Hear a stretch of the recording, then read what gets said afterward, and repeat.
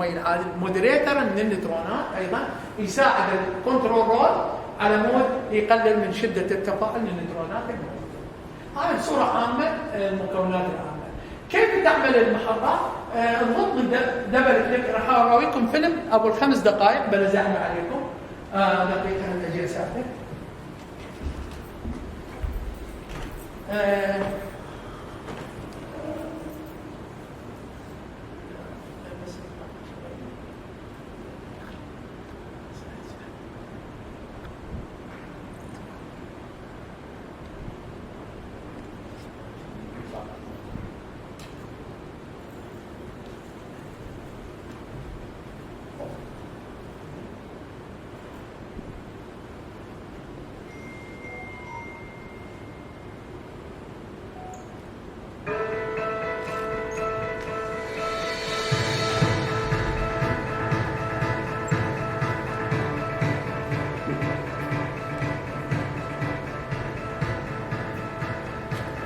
Nuclear power plants are thermal power stations which generate electrical energy from heat.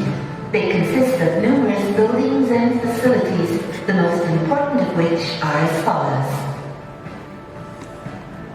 The turbine building houses several turbines as well as the generator necessary for electrical power generation.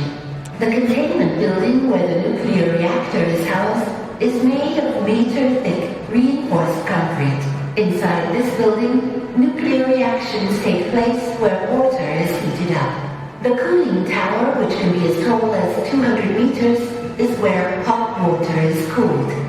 In order to easily understand the underlying principles, the following is a description of the most important components of a nuclear power plant that uses a pressurized water reactor, PWR.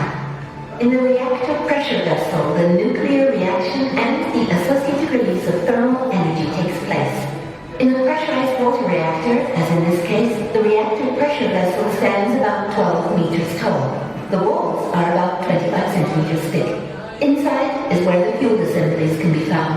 In pressurized water reactors, about 150 such assemblies are installed.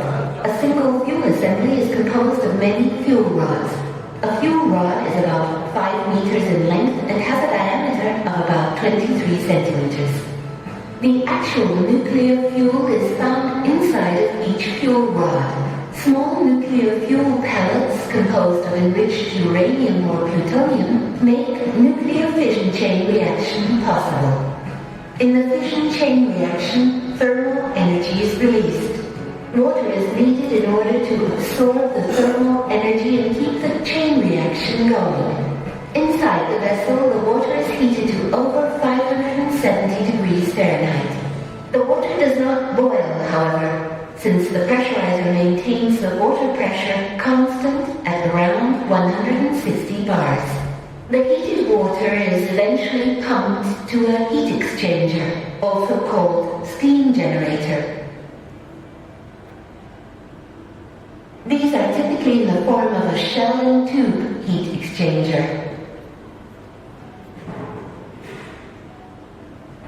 Hot water flows through the U-tubes, heating up the metal of the pipes so that any water inside the heat exchanger begins to boil.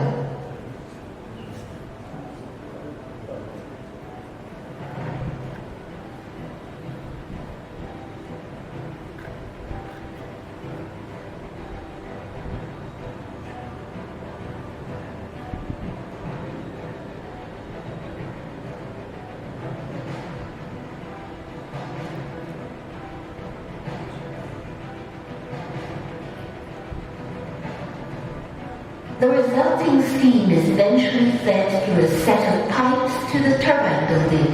The steam first drives a high-pressure turbine and then is typically fed to 2 low-pressure turbines. All of the turbines are connected by a spinning shaft to the electrical generator, which in turn produces AC electricity from the shaft's rotational energy. The steam is converted again into liquid form in a condenser, and then returned back to the steam generator. The water needed for this often comes from an adjacent river. or is cooled in a cooling tower. The water circulation systems are always kept separate from one another. Water in the primary circulation system never leaves the containment building.